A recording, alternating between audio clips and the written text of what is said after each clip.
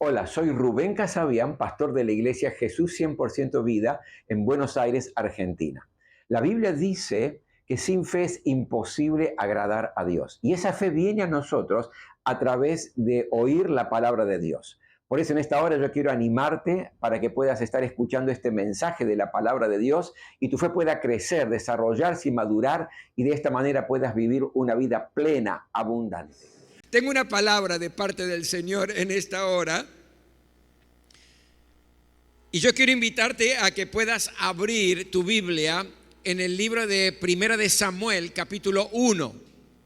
Primera de Samuel, capítulo 1. Y titulé la palabra de hoy, ¿hay esperanza en medio de la frustración? Hay esperanza, escuche bien, en medio de la frustración. Realmente yo no sé cuántos hoy aquí están sufriendo algún tipo de frustración en diferentes áreas por ahí de nuestra vida. Porque yo creo que hay gente que llega a la iglesia sonriendo, que pareciera que todo funciona bien, pero por dentro están diciendo, Señor, ¿hasta cuándo esta situación? Porque uno aprende a vivir maquillando algunos dolores que tiene, ¿verdad? Y ¿cómo te va? Y, bárbaro, me va re bien. Y por ahí nada que ver, no me va bien. Porque hace meses que estoy llorando allí en el baño de mi casa para que nadie me vea. De hecho, cuando muchas veces miramos nuestra propia vida, vemos nuestros proyectos, nuestros deseos, nuestros sueños, nuestros planes. Vemos que algunos no salieron como realmente esperábamos o como nosotros realmente anhelábamos y queríamos que sucediera. Y esto nos ha producido algún tipo de sensación de fracaso, de angustia o de tristeza, pero especialmente nos genera frustración. Usted entiende lo que significa la frustración, ¿verdad? Hay una mujer en la Biblia que era una experta en frustraciones. Y esa mujer es Ana.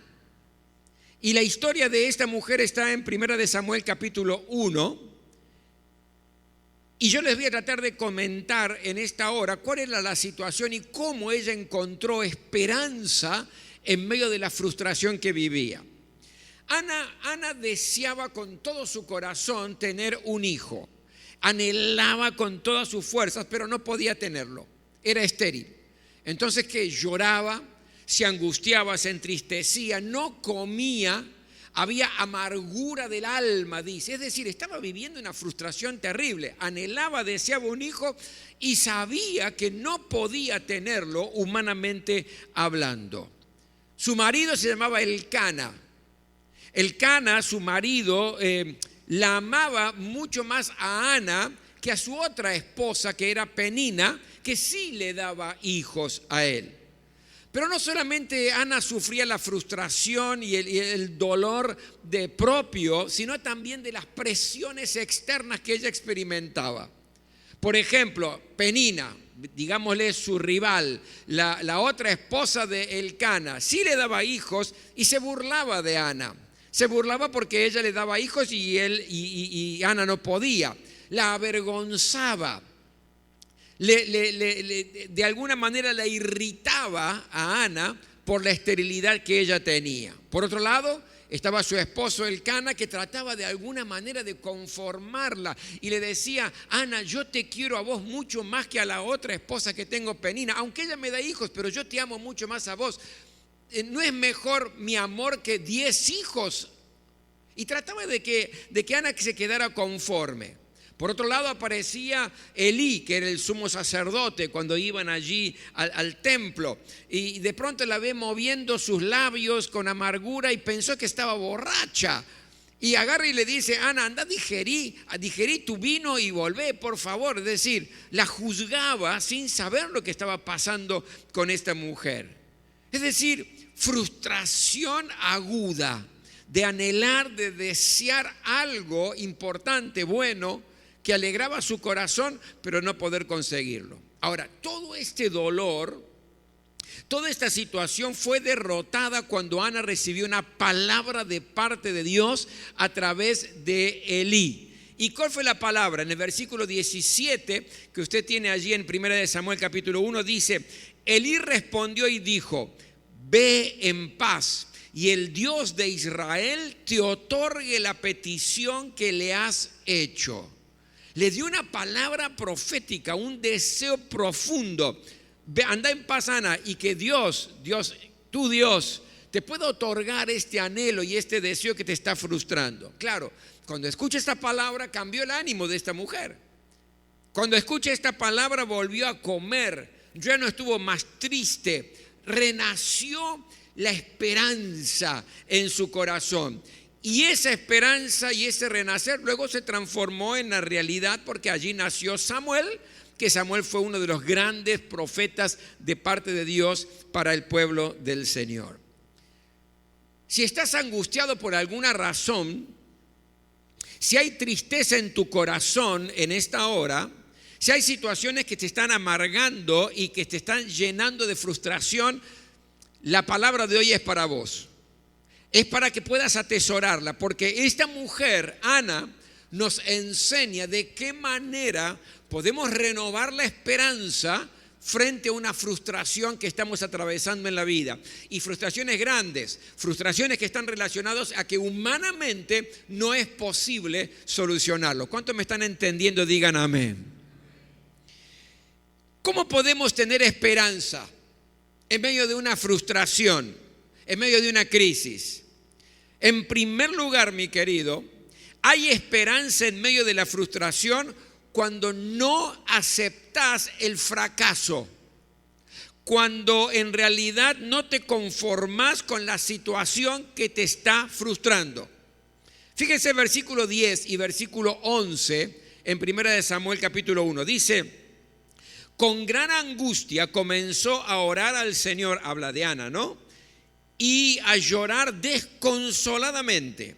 Entonces hizo este voto: Señor Todopoderoso, si te dignas mirar la desdicha de esta sierva tuya, y si en verdad, si en vez de olvidarme, te acuerdas de mí y me concedes un hijo varón, yo te lo entregaré para toda su vida y nunca se le cortará el cabello.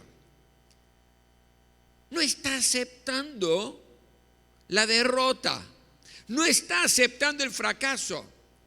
Mi querido, Ana sabía que no podía tener hijos. Y en aquel tiempo, para la sociedad, era muy grave y muy deshonroso que una esposa no le pudiera dar hijos al esposo. Pero ese no era su problema, ella lo anhelaba con todo su corazón. Quiso y no pudo, intentó, pero fracasó, pero jamás aceptó la frustración. Jamás aceptó la derrota, jamás dijo, bueno, ya está, entonces si no se puede, no se puede y punto, y viviré frustrada toda mi vida. Sino que siguió clamando, siguió orando, siguió luchando en oración. Lo vemos como oró al Señor. No bajó los brazos, y yo quiero animarte a que nunca bajes los brazos si hay situaciones que te están frustrando en la vida. No se dio por vencida. Sabe, hay muchos cristianos que aceptan la derrota como algo normal. Y bueno, ¿será que Dios quiere que la familia se despedace? ¿Será que Dios quiere que la situación económica sea esta y tenga que vivir en medio de la miseria? Bueno, ¿será la voluntad de Dios que me toca vivir estas cosas? Yo quiero decirte que nunca te resignes al fracaso. Nunca bajes los brazos, nunca abandones la lucha. No permitas nunca, mi querido, mi querida, que la frustración domine tu mente. Que tus pensamientos sean pensamientos de aceptar aquellas cosas que aún parecen imposibles. Y entonces, pastor, seguí luchando, seguí intentándolo. Nunca mates la esperanza cuando estamos con Dios. Esta mujer no bajó los brazos, esta mujer no aceptó la esterilidad, esta mujer, aunque humanamente era imposible, ella decidió que no, esa condición de esterilidad no iba a dominar su vida. Entonces, ¿qué hizo? Resolvió orar y hacer un voto delante de Dios. clamó a Dios y le hizo voto. Y le dijo, Señor, te lo dame un hijo. Yo sé que no puedo, yo sé que soy estéril, yo sé que es imposible humanamente, pero dame un hijo. No quiero vivir frustrada toda mi vida y te lo voy a entregar, lo voy a consagrar. Y claro, allí salió el gran profeta Samuel. Por eso, mi querido, nunca aceptes en el nombre de Jesús situaciones como el desempleo. Y estoy desempleado y hace un tiempo, pero seguí luchando, seguí orando, seguí clamando, seguí buscando. Nunca aceptes la falta de armonía familiar. No es la voluntad de Dios que la familia se esté despedazando, se esté desmoronando. No es el plan de Dios para tu vida. Pero me siento frustrado, pastor, me siento frustrada, pastor, porque hago todo lo posible y parece que la situación empeora. No bajes los brazos. Aunque veas que humanamente no hay solución, seguí. No aceptes el fracaso ni aquello que te está llevando a la frustración. No aceptes el vicio. Intenté dejarlo y me siento frustrado porque no lo puedo dejar y vuelvo a recaer. Seguí luchando, seguí orando, seguí clamando al Señor, porque esa es la manera que vas a salir adelante. Todo lo que te trae frustración debe ser rechazado en el nombre de Jesús. Y nunca lo aceptes como hizo Ana. En segundo lugar, y voy a ser bien breve, y escuche bien esto, hay esperanza en medio de la frustración cuando no deja de congregarse en la iglesia. ¿Y esto de dónde lo inventó? ¿No lo inventé? Lo dice aquí la palabra, versículo 7.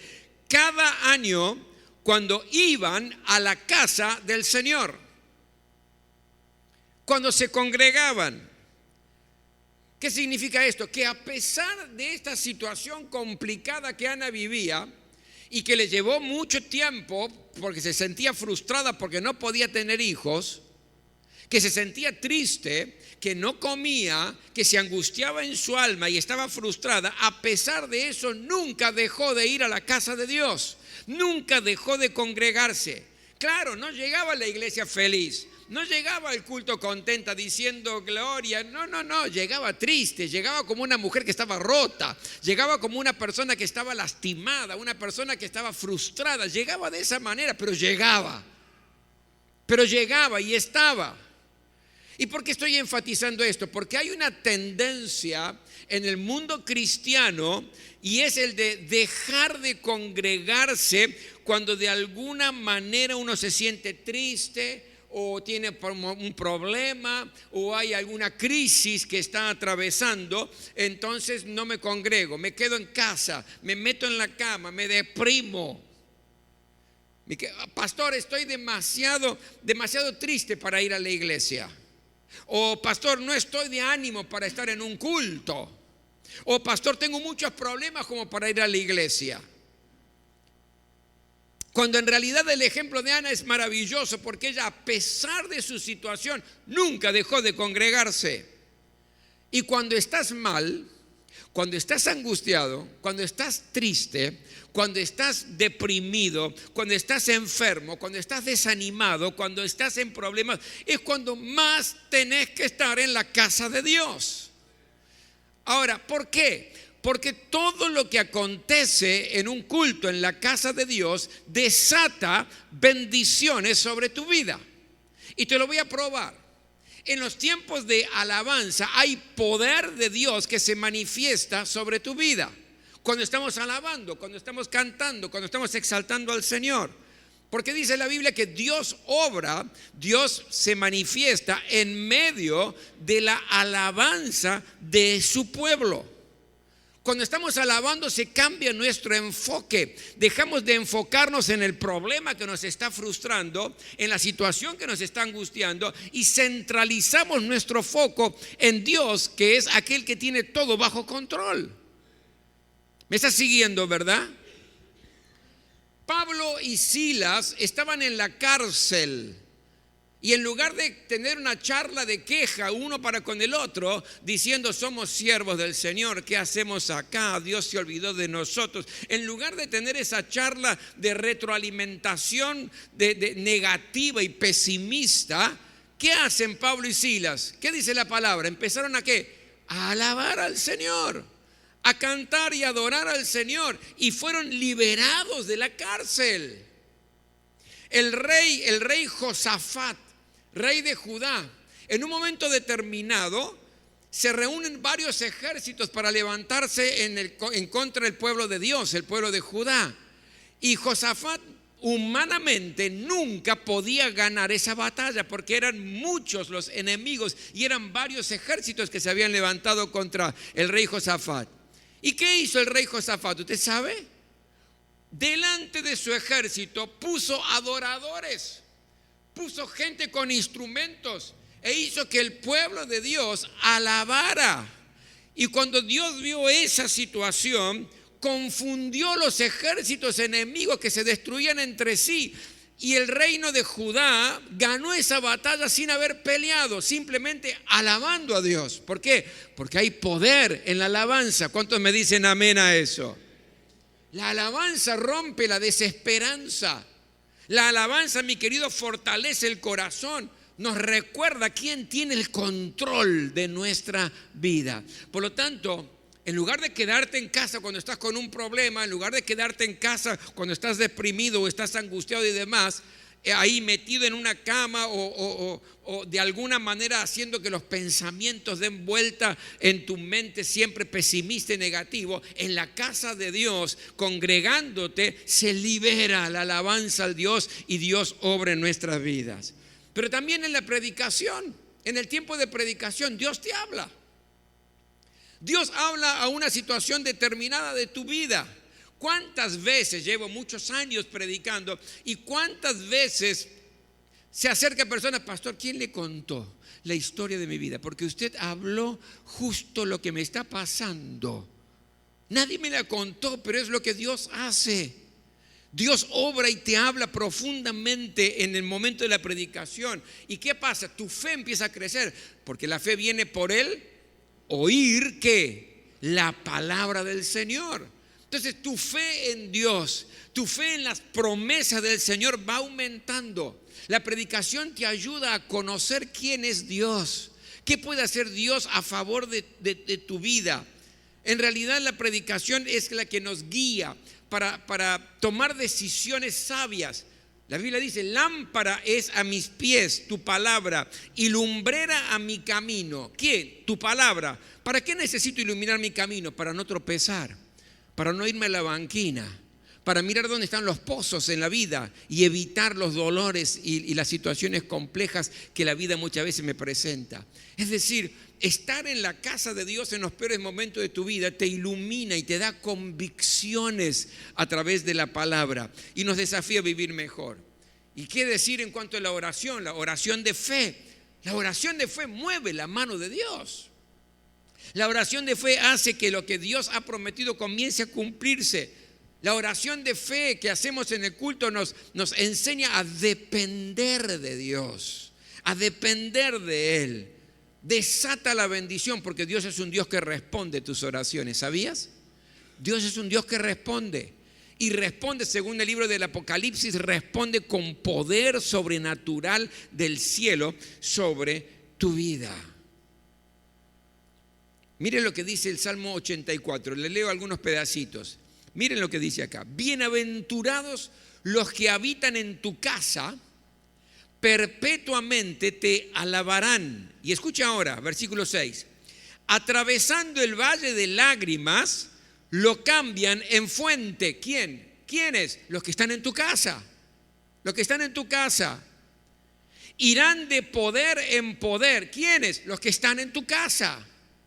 Verán a Dios en Sión, porque mejor es un día en tus atrios, allí atrás, donde pareciera que no se entiende nada. Mejor es un día allí atrás en los atrios que 1000 fuera de ellos.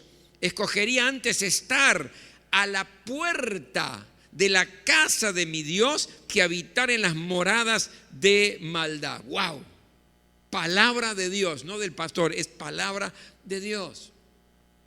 Por lo tanto, mi querido, hay esperanza en medio de la frustración cuando no dejas de congregarte en los momentos difíciles que te toca vivir. Que nunca te invada la frustración al punto tal que digas, me quedo, hoy no voy, hoy no necesito, hoy no puedo en la casa del Señor. Y por último, y con eso termino, la tercera cosa que me enseña Ana es que hay esperanza en medio de la frustración cuando entregamos todo en las manos de Dios. Fíjese versículo 15 y 16. Ana dice, no, mi Señor, no he bebido ni vino ni cerveza, le está respondiendo a Elí, ¿no? Soy solo una mujer angustiada que ha venido a desahogarse delante del Señor. No me tome usted por una mala mujer.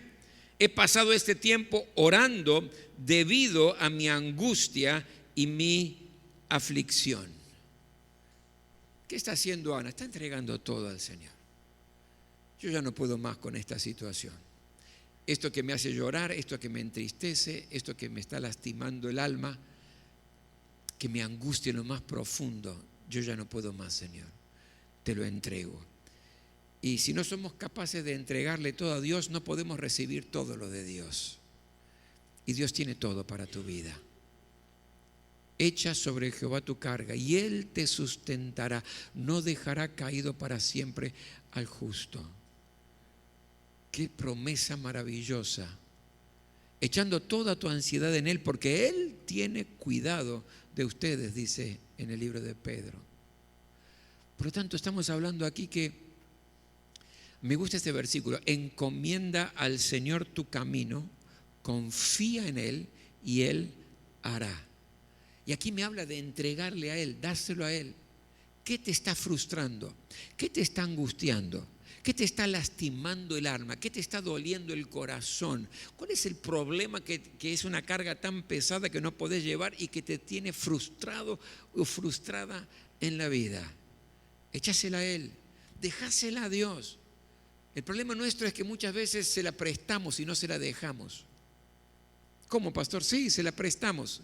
Es decir, tenemos un problema serio por allí en nuestra familia o nuestra economía o en alguna situación determinada de nuestra vida que nos está frustrando. Y dijimos, bueno, sí, voy a orar porque aquí Ana me está enseñando que tengo que orar, ¿verdad? Y uno se pone allí y ora y en el momento hasta llora en la presencia de Dios. Le dice, Señor, te dejo la carga, te dejo la situación compleja, te dejo el problema en mi matrimonio, te dejo el problema con mis hijos, te dejo... Y terminamos de orar y agarramos la carga y la ponemos de nuevo en los hombros. ¿Y qué hicimos? Se la prestamos a Dios. No se la dejamos.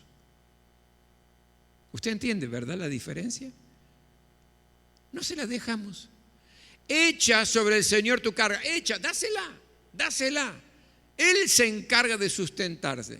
Él se encarga de levantarte. Por eso dice aquí, encomienda al Señor tu camino. Encomienda cada paso que estás dando, cada situación que te toca vivir. Confía en Él. Porque a veces nosotros amamos a Dios y decimos que Dios es todopoderoso, pero en realidad no le dejamos la carga porque queremos seguir llevándola a nosotros pensando que ¿qué va a hacer Dios con todo esto? ¿Verdad? Confía en Él. Confía en su gracia, confía en su poder, confía en su amor para con tu vida, confía en el Señor. Y después viene, dice, Él hará. Si yo confío y dejo mi carga en sus manos, mis frustraciones, mis situaciones complejas, Él va a actuar. Simple, concreto, pero profundo. ¿Cómo hay esperanza en medio de la frustración? Primero, nunca te resignes y nunca bajes los brazos frente a esa situación que te está frustrando. Busca la ayuda del pueblo de Dios congregándote y nunca dejando de hacerlo. Y entregale todo al Señor.